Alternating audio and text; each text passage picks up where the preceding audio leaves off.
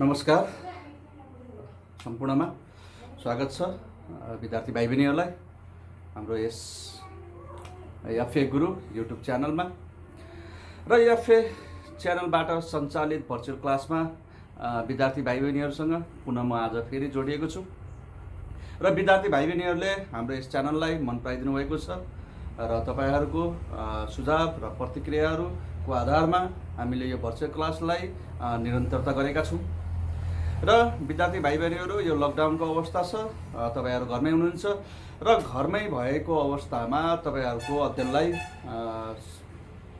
सहयोग पुर्याउने उद्देश्यले हामीले यस भिडियो तयार पारेका छौँ र विद्यार्थी भाइ बहिनीहरू आज म तपाईहरूलाई ग्रेड 12 फाइनान्स युनिट 8 बाट वर्किङ क्यापिटल लिएर आएको छु। विद्यार्थी भाइ बहिनीहरू यो 5 नम्बरको नै प्राय सोध्ने गर्छ र यो एकदम सजिलो युनिट मानिन्छ र विद्यार्थी भाइ बहिनीहरूसँग ओल्ड इज गोल्ड साथमा छ भने विद्यार्थी भाइ बहिनीहरूले प्रश्न हेरिदिनु र म अनुरोध गर्दछु र तपाईहरुसँग क्याल्कुलेटर पेन पनि छ भने त्यो पनि साथमा राख्नु होला र म तपाईहरुलाई आज वर्किङ क्यापिटलबाट एउटा क्वेशन्स सल्भ गरिदिने छु। क्वेशन छ 2072 को युनिट 8 म क्वेशन्स यहाँनिर पढेर सुनाउने छु। विद्यार्थी भाइ बहिनीहरूसँग पनि प्रश्न छ भने हेर्नु होला। A company produced 100 unit a day and incurred cost of Rs 72 per unit for material, labor and other expenses. The difference conversion cycle of the working capital are as under भनेको छ। यहाँनिर हामीलाई गिवन मा दिएको छ production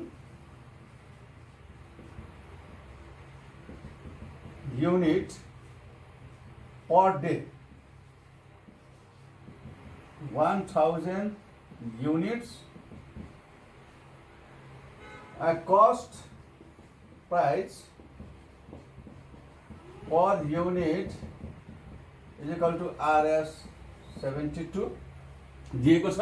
विद्यार्थी भाइ बहिनीहरू एक दिनमा 1000 युनिट उत्पादन हुन्छ भनेको छ कुनै एउटा कम्पनीमा र एउटा युनिट उत्पादन हुनको लागि 72 Rs खर्च हुन्छ। 72 रुपैयाँमा एउटा युनिट बन्ने गर्छ र त्यस्तै गरी यहाँनिर अर्को पनि दिएको छ इन्भेन्ट्री कन्भर्सन पिरियड। इन्भेन्ट्री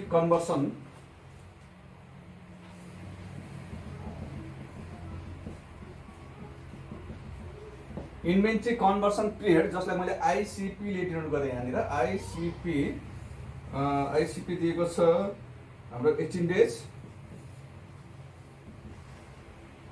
त्यस्तै गरी रिसिभेबल कन्भर्सन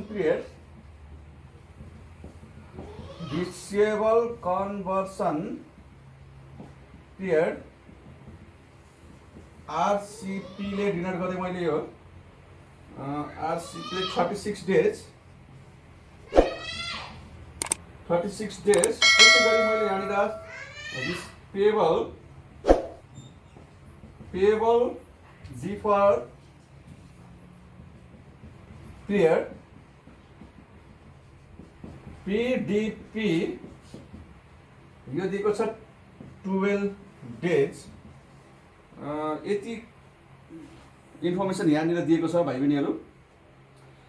यहाँनिर के भनेको छ भन्दा एउटा कम्पनीले एक दिनमा 1000 युनिट उत्पादन गर्छ र जसको कस्ट प्राइस पर युनिट दिएको छ 72 रुपीस दिएको छ र इन्भेन्ट्री कन्भर्सन पिरियड इन्भेन्ट्री जस्तै हाम्रो र मेटेरियललाई फिनिश गुडमा कन्भर्सन गर्न लाग्ने समय अवधि भनेको 18 डेज भनेर दिएको छ। त्यस्तै गरी रिसिभेबल कन्भर्सन पिरियड वस्तुलाई कुनै पनि प्रोडक्टलाई मार्केटमा गएर सेल गरिसकेपछि त्यो क्रेडिट सेल्स हुन सक्छ र त्यो क्रेडिट सेल्स क्याशमा कन्भर्सन हुन लाग्ने समय भनेको 36 डेज।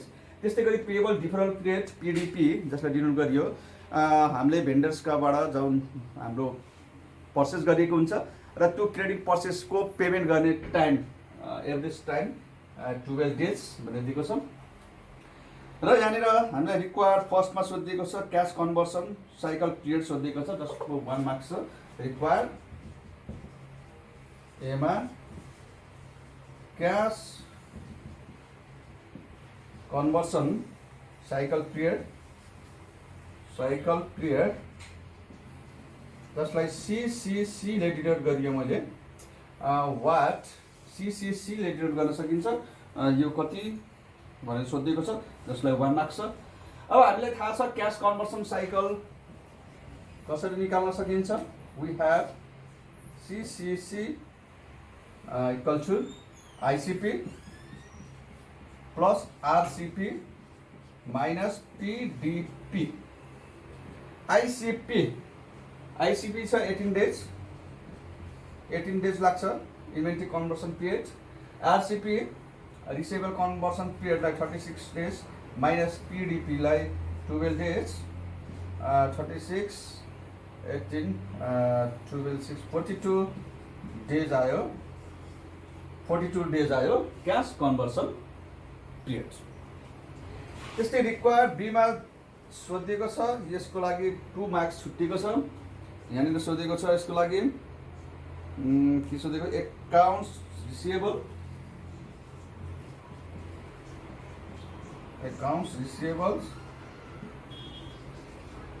एकाउन्ट्स रिसिभेबल्स सोधिएको छ।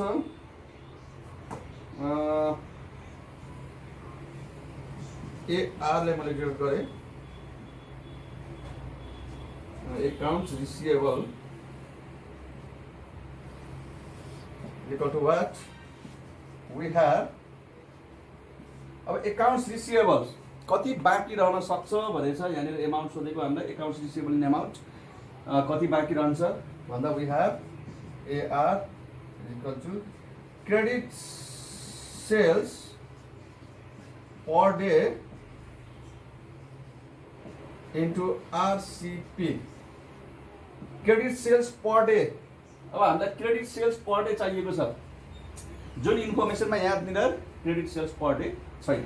अब हामीले यहाँनिर के गर्न सक्छौँ भन्दा एज्युम गर्न सक्छौँ है। एज्युम गऱ्यौँ के गरौँ भन्दा क्वेसनमा हामीलाई कस्ट प्राइस पर युनिट दिएको छ तर सेलिङ प्राइस पर युनिट हामीलाई क्वेसन्सले दिएको छैन। हामीलाई लाग्ने लागत 72 दिएको छ। उत्पादन गर्दा लाग्ने खर्च भनेको 72 रुपियाँ हो तर 72 रुपियाँलाई कति नाफा लिएर बेच्ने भन्ने कुरा प्रश्नमा दिएको छैन हैन। विद्यार्थी भाइहरु यहाँ बुझिन्छ है।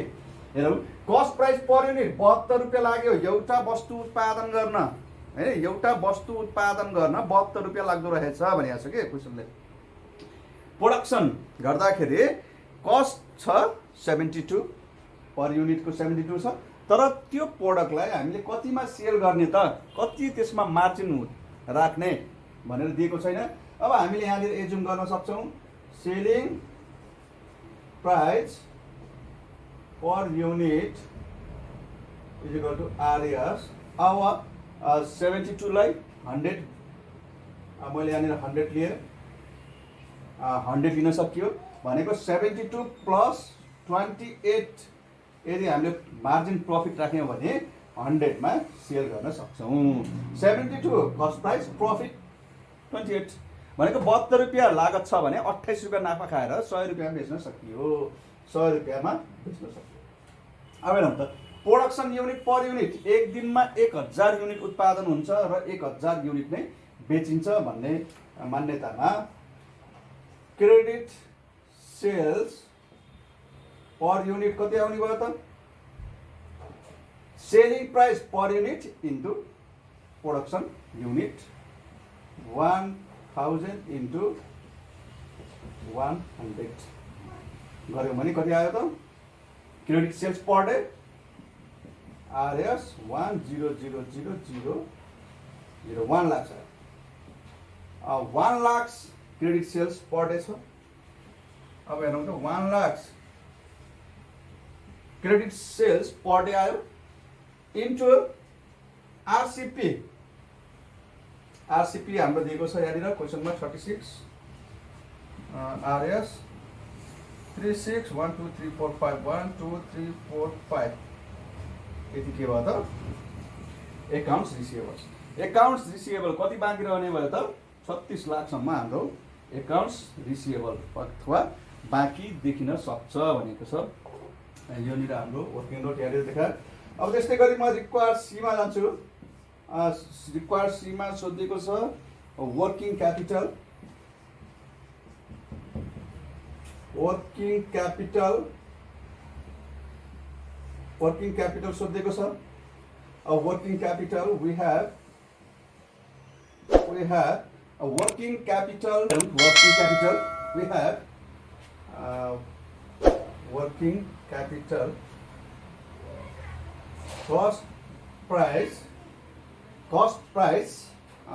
per day है, किनभने हाम्रो यहाँ सीसीसी डेजमा भएकोले हामीले कस्ट प्राइस पर डे गरौँ है भाइ बहिनीहरू, पर डे इन्टु सीसीसी। यदि हाम्रो यो सीसीसी यदि विक्समा छ भने कस्ट प्राइस पर विक हुन्छ है विद्यार्थी भाइ बहिनी। यदि यो सीसीसी मन्थमा छ भने कस्ट प्राइस पर मन्थ हुन्छ है। अब यहाँनिर हाम्रो डेज भएकोले कस्ट प्राइस पर डे। अब कस्ट प्राइस पर डेको लागि हेरौँ त विद्यार्थी भाइ बहिनीहरू, 1000 युनिट पर डे र कस्ट प्राइस पर युनिट 72 छ भने 1000 unit into 72 cost price per day भयो है, इन्टु सीसीसी 42 छ। 72000 इन्टु 42। अब हामीले यसलाई मल्टिप्लाई गरौँ त। 72 430 2430 123 123 है, 30,24,000 के भयो त हाम्रो वर्किङ क्यापिटल आयो। ल विद्यार्थी भाइ बहिनीहरू, तपाईँलाई यो भिडियो कस्तो लाग्छ प्रतिक्रिया र सुझावहरू राख्नुहोला। पुनः फेरि अर्को भिडियोसँग फेरि जोडिने छौँ। धन्यवाद।